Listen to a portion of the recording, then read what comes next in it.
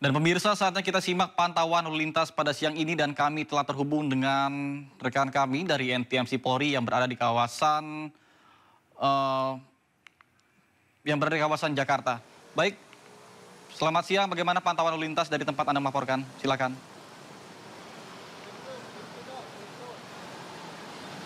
Baik, terima kasih Nata dan selamat siang pemirsa. Bersama kami dari NTMC Korlantas Polri akan menginformasikan situasi arus lalu lintas langsung dari kawasan Tanjung Priuk, Jakarta Utara. Dapat kita lihat bersama menjelang libur panjang kali ini situasi arus lalu lintas di kawasan ini tampak cukup ramai namun terus mengalami peningkatan volume arus kendaraan, yakni dari arah Cawang yang akan menuju ke arah Pelabuhan Tanjung Priuk dan di arah sebaliknya tampak cukup ramai. Terlihat adanya perlambatan kecepatan jelang traffic light di kawasan ini, namun selepasnya kendaraan dapat melaju dengan kecepatan normal. Sebagaimana yang kita tahu, tadi malam hingga dini hari tadi pagi, situasi arus lalu lintas di kawasan ini yang menuju ke arah Pelabuhan Tanjung Priuk tampak cukup mengalami kemacetan hingga berjam-jam lamanya. Ini dikarenakan aktivitas bongkar muat kontainer secara serentak pasca liburan panjang Idul Fitri kemarin. Dan padatnya aktivitas bongkar muat ini dikarenakan ritme proses receiving delivery di terminal yang dilakukan bersamaan pasca pembatasan untuk mengejar libur bersama saat ini. Dan namun Anda tidak perlu khawatir pemirsa, dikarenakan di kawasan ini sudah terdapat petugas kami yang akan membantu kelancaran arus lalu lintas. Seperti semalam hingga tadi pagi sudah mulai terurai dikarenakan Polantas setempat sudah melakukan beberapa rekayasa lalu lintas untuk mengurai kepadatan yang terjadi pada tadi malam. Dan saat ini untuk situasi arus lalu lintas sudah kembali normal, namun Anda tidak perlu khawatir dikarenakan di kawasan ini sudah terdapat petugas kami yang akan terus melakukan pengaturan lalu lintas agar tidak kembali terjadi kepadatan.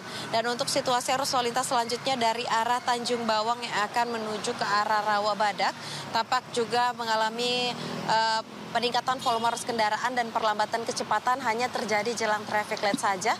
Selepasnya kendaraan dapat melaju dengan kecepatan normal. Kami mengimbau kepada seluruh pengendara yang akan melintas di kawasan ini untuk tetap berhati-hati dan selalu menjaga jarak aman kendaraan Anda dengan kendaraan lainnya. Dikarenakan di kawasan ini banyak sekali dilintasi oleh angkutan barang seperti angkutan besar dan juga kontainer. Untuk itu selalu pastikan menjaga jarak aman kendaraan Anda dengan kendaraan lainnya. Dan bagi pengendara roda 2 yang akan melintas di kawasan ini, tetap utamakan keselamatan Anda dengan menggunakan helm dan juga selalu mematuhi rambu lalu lintas serta marka jalan yang berlaku. Dan bagi Anda pemirsa yang ingin mendapatkan informasi situasi arus lalu lintas selengkapnya, dapat menghubungi call center kami di 1500669 atau melalui SMS Center di 9119.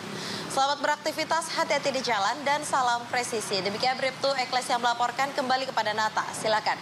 Baik, terima kasih Bribtu Eklesia atas laporan dari kawasan Tanjung Priuk, Jakarta Utara. Selamat bertugas kembali dan salam presisi.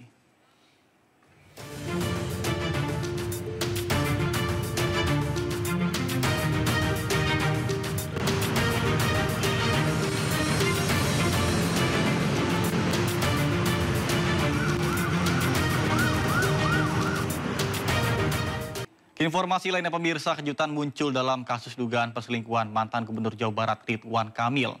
Suami Lisa Mariana angkat bicara dan menegaskan anak Lisa Mariana adalah anaknya, bukan anak Ridwan Kamil.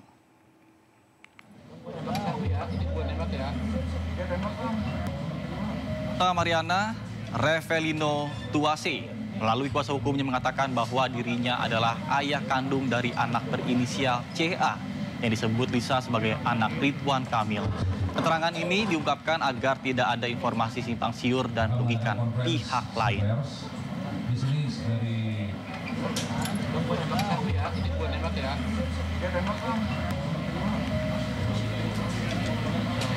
Anak yang dilahirkan yang berinisial LN bernama atau yang berinisial CA, menurut pengakuan klien kami adalah hasil hubungan dengan LM, ya. Klien kami atau yang biasa dipanggil Ino sangat yakin dan memastikan dirinya 100% sebagai ayah kandung dari balita yang berinisial CA, yang selama ini diklaim sebagai anak Ridwan Kamil oleh Lisa Mariana. Perkenalan klien kami dan LM terjadi pada awal tahun 2021 di kafe milik klien kami sendiri di Pamulang, Tangerang Selatan. Kemudian pada bulan Maret tahun 2021, klien kami dan LM pergi ke sebuah tempat hiburan malam di kawasan SCBD Jakarta Selatan. Ya. Kemudian dalam kondisi mabuk, klien kami dan LM menginap di sebuah hotel yang berada di Sentul, Kabupaten Bogor. Disinilah klien kami pertama kali mengaku berhubungan badan dengan LM. Jadi, pertama kali klien kami berhubungan badan dengan LM itu di tahun 2021 bulan Maret. Ya. Kemudian pada Mei 2021, LM memberi kabar bahwa dia sedang hamil dengan usia kandungan 1 bulan. Ya. Dan ia menyebutkan bahwa bayi yang dikandungnya merupakan anak daripada klien kami. Ya.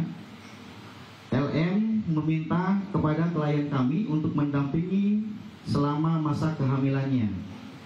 Dan klien kami sempat mendatangi LM yang sedang berada di rumah temannya yang tinggal di kawasan Pondok Cabe. Kepada klien kami, LM ingin ditemui karena sedang ngidam dan beralasan hal tersebut adalah keinginan sang bayi untuk bertemu ayahnya. Ya.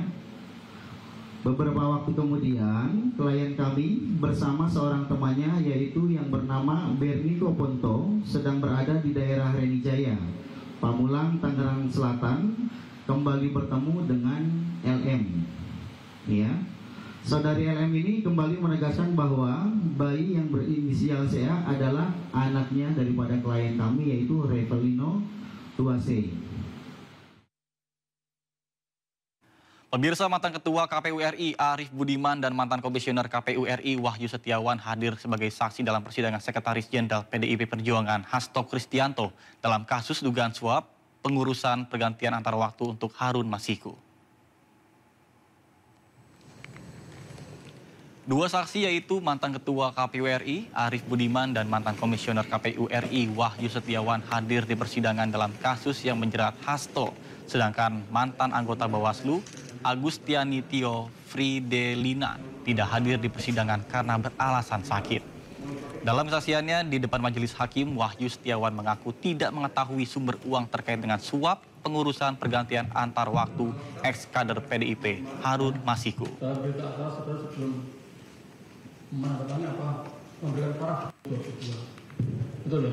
Satu hal yang kita bisa pastikan bahwa Wahyu tidak menerangkan ada uang berasal dari Mas Hasto. Itu yang pokok. Kemudian yang kedua, meskipun Wahyu diperiksa untuk obstruction of justice, yang sayangnya tidak ditanya oleh JPU tadi, tapi ternyata dia juga nggak tahu menau tentang apa yang dilakukan oleh Pak Hasto terkait dengan obstruction of justice ini. Kita nggak tahu, ya, kalau saya terus terang saya nggak mengerti mengapa mereka jadikan dan paksakan, ya, sangkaan dan dakwaan obstruction of justice, bahkan ini menjadi dakwaan pertama. Terkait dengan kebijakan tarif impor, pemerintah Amerika Serikat bersedia untuk melakukan negosiasi yang diputuskan dalam jangka waktu 60 hari. Informasi selengkapnya usai jeda, tetaplah bersama kami di Indosiar.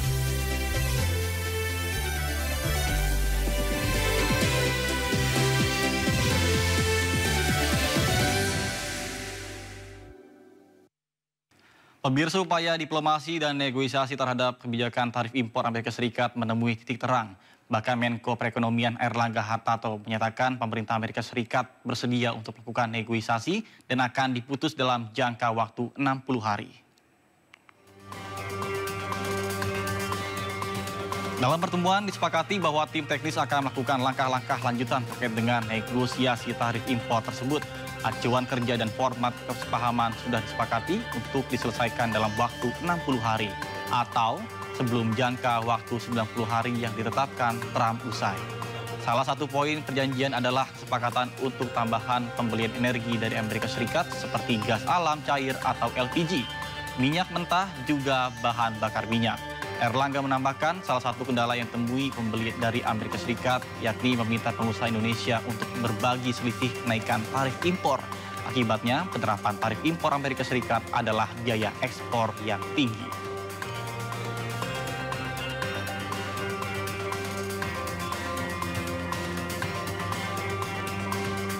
Indonesia menyepakati dengan Amerika akan diberikan langkah-langkah lanjutan dengan tim teknis baik dari USTR maupun dari Secretary of Commerce, dan ada yang menarik bahwa Indonesia dan Amerika Serikat bersepakat untuk menyelesaikan perundingan ini dalam waktu 60 hari dan sudah disepakati kerangka ataupun framework acuannya, dan formatnya pun sudah disepakati, yaitu format dari framework perjanjian tersebut, dan scopingnya termasuk kemitraan perdagangan investasi, kemitraan dari mineral penting, dan juga terkait dengan reliabilitas daripada koridor rantai pasok yang mempunyai resiliensi tinggi. Nah, hasil-hasil pertemuan tersebut akan dilanjuti dengan berbagai pertemuan, bisa 1, 2, atau 3 putaran, dan kami berharap dalam 60 hari kerangka tersebut bisa ditindaklanjuti dalam bentuk format perjanjian yang akan disetujui antara Indonesia dan Amerika Serikat.